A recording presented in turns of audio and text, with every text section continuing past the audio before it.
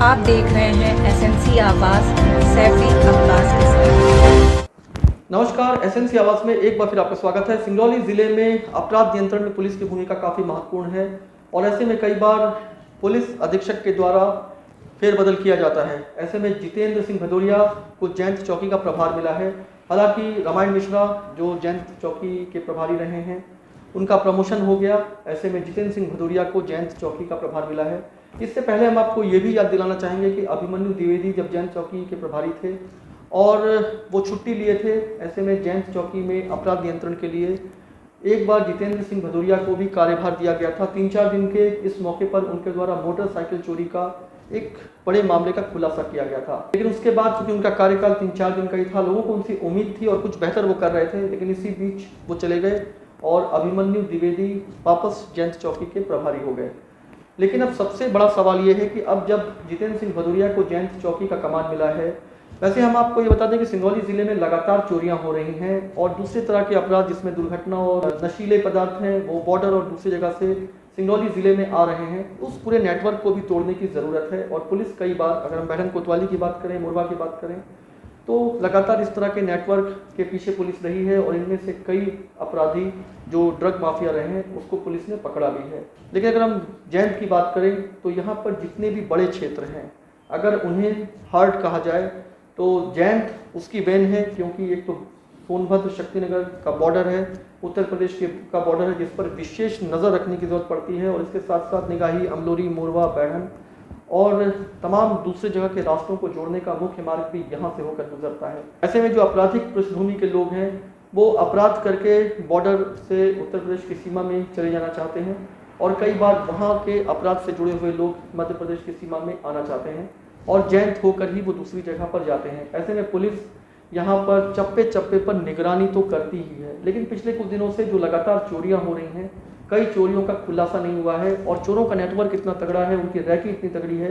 कि वो तुरंत ही ये जान लेते हैं कि कौन अपने आवास को छोड़कर गया हुआ है और तुरंत चोरी हो जाती है। ऐसे में इस पूरे नेटवर्क को तोड़ने की ज़रूरत है।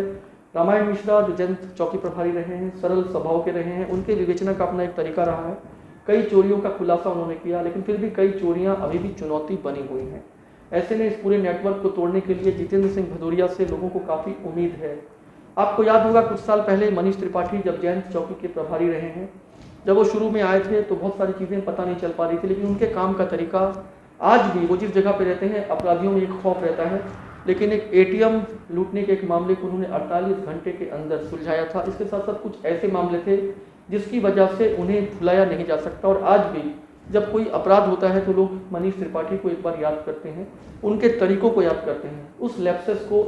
कई चौकी प्रभारियों ने भरने की कोशिश किया, लेकिन चोरियां और तमाम दूसरी तरह की चीज़ें, जिस पर बहुत सारी ऐसी चीज़ें हैं जिस पर ये कहा जाएगा कि अभी भी बहुत सारा काम होना है और इस तरह के नेटवर्क को वाकई में तोड़ने की ज़रूरत है। अब देखना है कि जितेंद्र सिंह भदौरिया उस पर कितने खरे उतरते हैं। लेकिन जिस तरीके से 3-4 दिन के अपने कार्यकाल में उनके द्वारा मोटरसाइकिल चोरी के एक गैंग को पकड़ा गया था, ऐसे में लोगों को उम्मीद है कि चोरी और तमाम जो दूसरे तरह के अपराध हैं जो जयंत और उसके आसपास के क्षेत्रों में वो छुपे हुए सफ़ेदपोश या नामचीन अपराधी जो अपने नेटवर्क को चला रहे हैं, निश्चित है कि उस नेटवर्क को तोड़ने में इनकी एक अहम भूमिका होगी। अभी कुछ भी कहना थोड़ी जल्दबाजी होगी, लेकिन जिस तरीके से कल ज्वाइनिंग के बाद उन्होंने पत्रकार और दूसरे लोगों से चीज़ों पर बात किया है और पिछले कुछ दिनों से जो चोरियां हुई हैं उसको लेकर वो गंभीर दिखाई दिए हैं। ऐसा लग रहा है कि आने वाले समय में जो अपराधी हैं, चोरी से जुड़े हुए लोग हैं, उनके लिए ये वक्त चुनौतीपूर्ण होगा। अब तक वो लोग क्षेत्रीय लोगों को और पुलिस को चुनौती देते रहे हैं, लेकिन जिस तरीके से उन्होंने एक अपराधियों के नब्ज़ को पकड़ने की कोशिश किया है, ऐसा लगता है कि आने वाले समय में निश्चित है कि ऐसे अपराधी पुलिस के पकड़ में आएंगे। तो किस तरह की स्थितियां बनने वाली हैं वो तो आने वाला समय ही बताएगा। हम इसके अलावा सिंगरौली ज़िले में जो थाने हैं वहाँ पर अलग अलग थानों में किस तरह की गतिविधियाँ हैं, वहाँ अपराध की स्थितियाँ क्या रही हैं और जो प्रभारी रहे हैं वो उसमें कितने सफल रहे हैं, इस पर भी हम बात करेंगे। फिलहाल तो जयंत के हम आपसे बात कर रहे थे, जितेंद्र सिंह भदौरिया, जिनसे लोगों को एक उम्मीद है और आने वाले समय में चोरियों का खुलासा हो पाता है कि नहीं, या चोर फिर से कुछ नई जगह पर चोरी करके चुनौती देते हैं, ये एक ऐसा सवाल है जो कुछ दिन में ही पता चल जाएगा। लेकिन फिर भी लोगों को उनसे उम्मीद है और ऐसा लगता है कि वो उस पर कहीं ना कहीं खरे उतरने की स्थिति में जो एक मेहनत और जो उनके एक विवेचने का स्टाइल है वो ये बताता है कि कुछ बेहतर तो ज़रूर होगा। एसएनसी आवाज़ के साथ सैफी अब्बास।